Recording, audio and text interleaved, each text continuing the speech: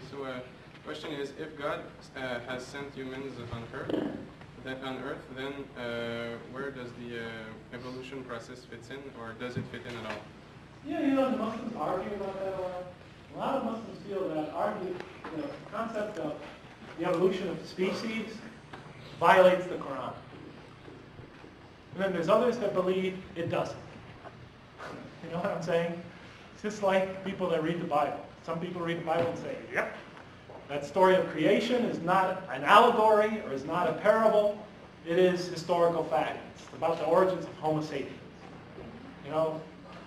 People read the Quran. The Quran says it uses allegory and parable. In my second book, Losing My Religion, I argue that the story of Adam in the Quran, I take as a parable.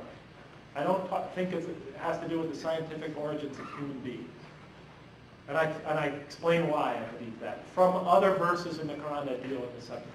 You could disagree with me, you could agree with me, but the long and the short of it is that personally, I don't see the Quran arguing for or against evolution. Frankly, I know the theory. I think there are some flaws in it. Scientists are still working on it. But without a doubt, life forms on Earth have changed over time. Things that existed in the past no longer exist, and newer species have come into existence. The exact process for that, we really don't know. But from the Muslim perspective, however God made that come to be, whatever process he made that come to be, we're sure that he was the ultimate author behind it. But for me personally, I don't have a problem with scientists trying to understand the mechanism of how that gradual replacement of one species by another species by another species, how that took place. But I think we have a long way to go to understanding that. But personally, I don't agree with those who say that scientific theories that explain it are necessarily refuted by the Quran. I can see verses in the Quran that support the idea that human life has evolved. Doesn't say what the mechanism behind it was, but I'm sure God was behind it ultimately. And there are verses that, if you take them literally, certain stories in the Quran, if you take them literally and believe it's talking about science rather than just a story to help, a symbolic story to convey unto us meaning, then you could see it another way. It's really up to the individual. Does that help? Yeah, that's the way I do. I believe there are 3 other people who want to ask questions. We'll cut it off after that. There's one person on this side. I believe there are 2 people here. So let's cover one person here, then we'll follow up with questions from this side, and then lastly, Yes, brothers and sisters, friends, brothers and sisters, whatever. If you're tired, you can go. I know I think I want to. So please, you're not going to fight.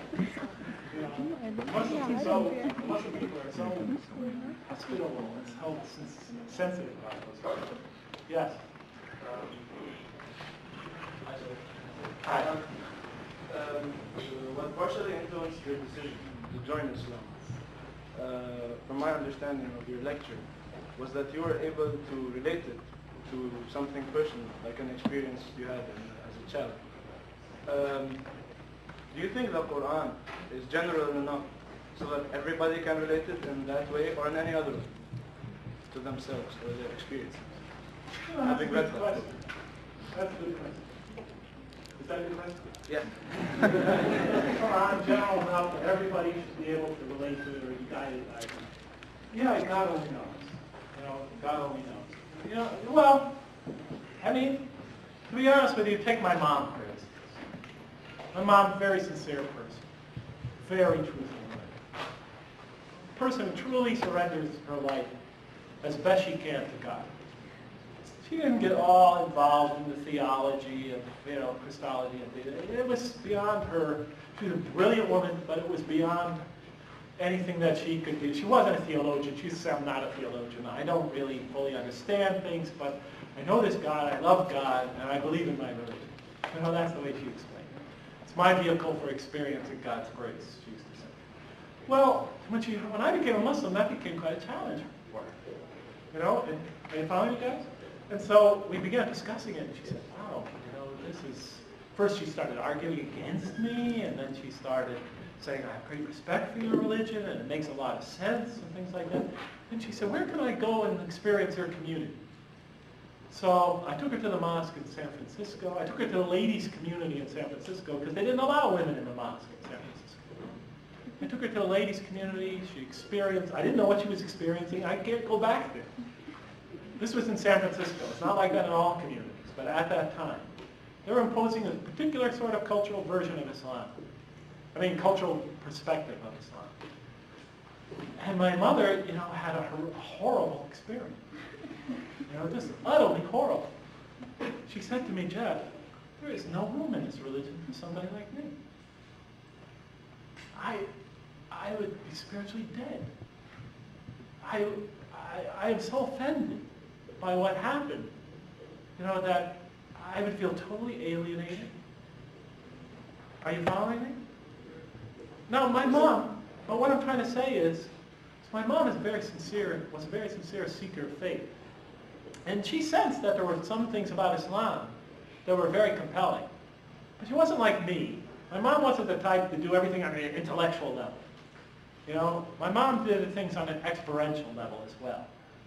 And when she experienced the community, she became convinced that this religion, her religion might not be 100% perfect, because every religion has a theology, has the human element involved in its interpretation and its implementation. And on that level, she felt that the Muslim community was not a better vehicle for her and her spiritual growth than the community she grew up in. Are you following? A lot of times, you know, a person's ability to perceive truth is based on their background, on their gifts God has given them, and on who they meet. Because, you know, like the first time I experienced the Muslim community, my first introduction to Islam was a friend named Mohammed at Purdue University. He was from the Middle East. When I asked him about Islam, he told me that in Islam, it's bad for a man to commit adultery, but it's much, much worse for a woman to commit adultery. Now, if I ended up never becoming a Muslim because I thought that that is the worst possible religion on earth, you know, I really wonder who's to blame for that. Are you following me? So I'm saying there's a lot of things that goes into God guiding human beings. You know, and you know, I think He takes all of that into consideration. That's what I get from reading the Quran.